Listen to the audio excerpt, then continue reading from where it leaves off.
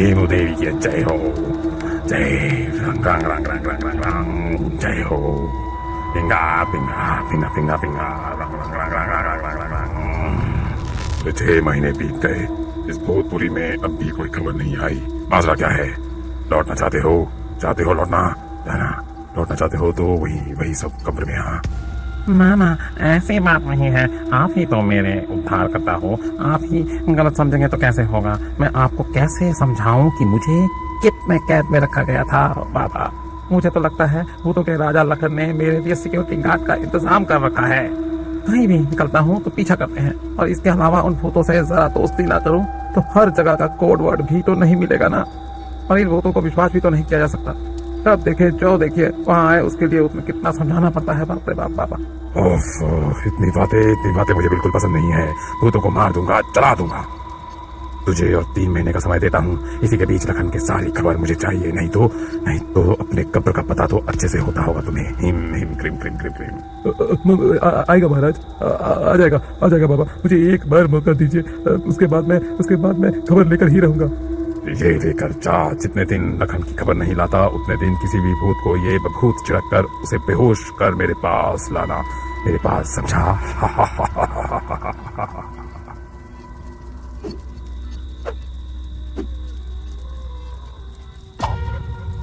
और इस तरफ जब प्रमोटर अपने भूत महल में लौट कर आया, दरवाजे पर ही लाल और नीले भूत ने उसे पकड़ लिया। गुड। लाल भैया, क्यों ऐसा करते हो? मैं तो डाकू भूत से कहकर ही निकला था कि नहीं। तो बकवास ना कर, कोड बताओ। हाँ, पहले कोड बताओ, नहीं तो हम कैसे समझेंगे कि तुम सच में प्रमोटर हो या कोई बहरूपिये। कोड बताओ। ओह, अरे नील काल, कोड में क्या रखा है? मैं सच में प्रमोटर ही हूँ, तुम सबका प्रमोटर हो। अब बताओ कहाँ गए थे? हाँ, मतलब मैं ऐसे ही थोड़ा इधर उधर मतलब क्या बताओ, कहाँ गए थे? अरे बोलने ही तो जा रहा था। मैं जरा शमशान की तरफ गया था। शमशान? क्यों? शमशान क्यों? दरअसल नर कंकाल ने मुझे ये देखने भेजा था कि लालू और बाकी सिक्योरिटी गार्ड ठीक से काम कर रहे हैं कि नहीं। और कुछ जानना चाहते हो तो बताओ, बोलो बोलो। ये बात मुझे किसी को बताने के लिए मना किया था और मुझे बोल देना पड़ा। उफ। झूठ बोलकर प्रमोटर भूत राजमहल में जा पहुंचा। अपनी जान बचाकर वो हाफने लगा, और तभी प्रमोटर के पास से धीरेन गुजर रहा था। प्रमोटर को हाफते देखकर धीरेन छुपकर प्रमोटर को देखने लगा। रोज ऐसा चलता रहा तो किसी दिन महाराज लखन मुझे देख ही लेंगे। बस उसी दिन मेरा खेल खत्म। पुतली बाबा से और नहीं मिल सकता मैं। आप समझा, तुम्हारे आने का क्या कारण है? अरे धीरेन भैया, क्या ऐसा मत कहो। और मैं यह समय में तुम यहाँ क्या कर रहे हो? मैं यहाँ समय पर ही आया हूँ, नहीं तो इस पुतली चोर की को तो मैं कैसे पकड़ता। अब तुम्हारा खेल खत्म है। मैं अभी जाकर अभी महाराज लखन को सब बता दूंगा। ची ची ची ची ची, तुमने भूत दल का विश्वास तोड़ दिया। अरे रुको रुको रुको, इतनी जल्दी क्या है जाने के? रुको तो जरा, मेरी बात तो सुनो एक बार। नो, किसी विश्वासघाती की बात मैं नहीं सुनता। कोई बात नहीं, अभी जाऊंगा। जैसे ही धीरेन निकला, वैसे ही उस प्रमोटर ने उस पुतली बाबा का दिया हुआ मंत्र रूपी भभूत धीरेन के ऊपर फेंक दिया, और उसके साथ ही धीरेन चिल्लाते हुए भूत पुतले में बदल गया। गायब होकर वो पुतली बाबा के पास पहुंचा। शाबाश प्रमोटर, शाबाश प्रमोटर। पिंगा पिंगा पिंगा, जय हो रंग रंग रंग रंग रंग रंग रंग सा। अब भाग कर दिखा जितना भागना है। मैं तुझे पकड़ कर रखूंगा। लखन का सत्यानाश होगा। मैं आ रहा हूँ बहुत ही जल्दी तेरे पास। तो पुतला बनने के लिए तैयार हो जाओ। तू पुतला होगा लखन, पुतला। रंग रंग रंग भूतों को मार दूंगा, चला दूंगा।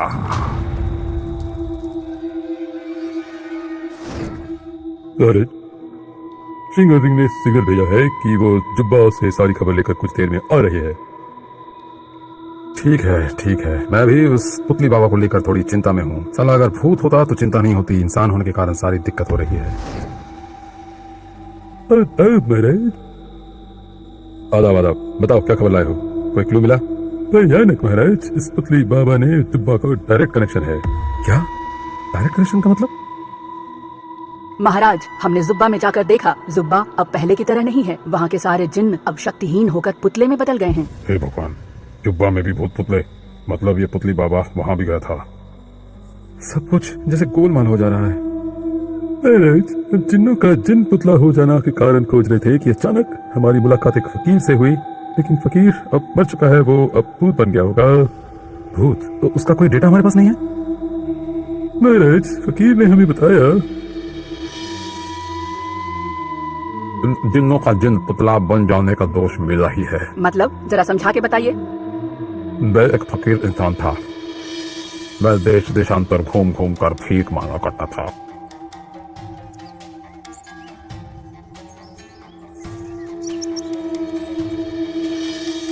भीख मांगते मांगते किरानेगंज जैसी एक जगह पर मैं पहुंचा।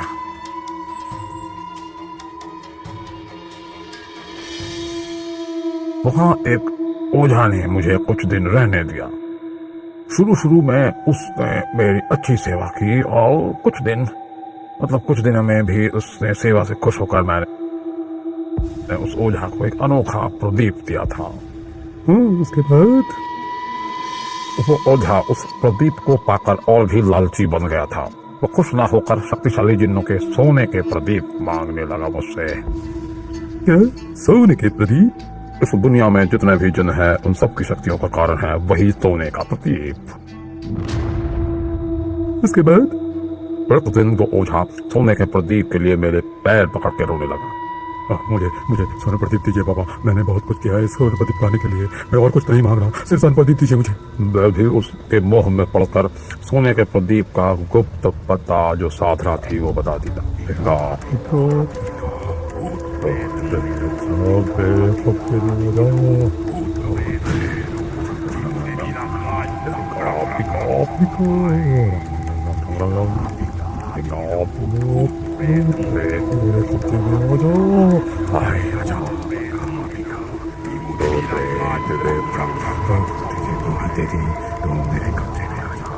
मेरी शक्तियों को बढ़ा दे,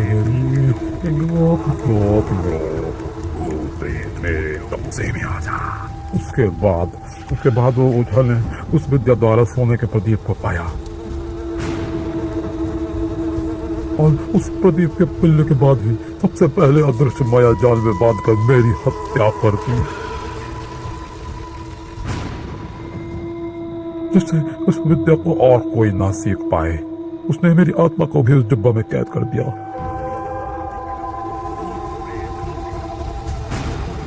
उसके बाद उस प्रदीप की मदद से हर जिन को बुलाकर उसे मंत्र में बांधकर उनकी सारी शक्तियां ले लेता था वो। उसके बाद उस शक्ति से वो पुतले में डालकर उसे वशीभूत कर अपने झोले में डाल लेता था वो, और सारे शक्तिहीन जिन्नों को डिब्बा में भेज देता था। समझ गया। जिन विनाशकारी विद्या को सीखकर उस सोने के प्रदीप की मदद से जिन्नों की शक्ति को हासिल किया है, उनके रहने की जगह को भी छीन लिया है। कितना मुश्किल काम है ये। मैं कहना चाहता हूँ महाराज, उस पुतले ओझा का कुकर्म इतना शांत नहीं है कि मुझे तो लगता है वो कुछ बड़ा प्लान कर रहा है सर।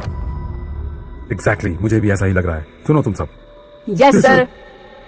जिन्नों की शक्ति पाने वाला उस पुतली बाबा के साथ लड़ने के लिए हमें और भी सावधानी से प्लान करना पड़ेगा। इसके अलावा ओझा अभी इंसान है। अदृश्य लोगों के जैसे मैं किसी भी इंसान को हानि नहीं पहुंचा सकता था। वो जितना भी बदमाश क्यों ना हो, मैं कुछ दिन के लिए अंडरग्राउंड हो रहा हूँ। मुझे लगता है कि ये बदमाश ओझा कभी भी हम पर अटैक कर सकता है। मैं जब तक ऑनलाइन ना आऊं तब तक सारे भूतों की रक्षा की जिम्मेदारी तुम सबकी ही है, ठीक है? ओके महाराज। भूत होकर इंसान की गली में ही जाना अपराध है। इंसानों की बात करना भी पाप है। लेकिन क्या कर सकते हैं? मैं क्या करूं?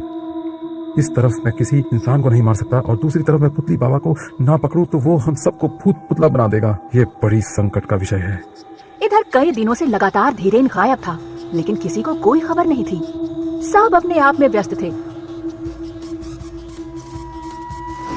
और दूसरी तरफ प्रमोटर भूत के काम से नरकंकाल बहुत खुश था।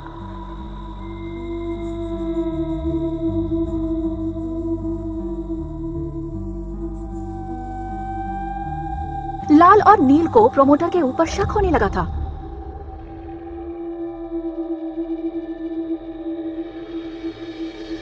एक बार शमशान में ड्यूटी करते करते लाल ने नील से कहा, नील भैया, कुछ ध्यान दिया आपने?